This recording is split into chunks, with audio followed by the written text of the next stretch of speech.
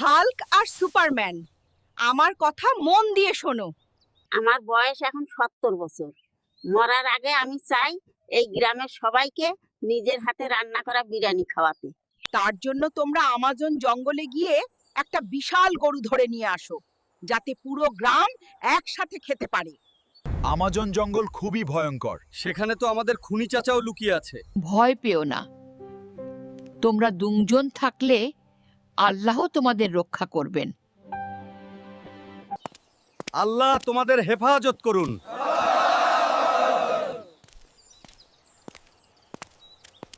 Hulk, চারদিকটা খুব অদ্ভুত লাগছে। চিন্তা করিস না, সাবধানে চল। হাল্ক, দেখ, এত বড় গরু আমি জীবনে দেখিনি।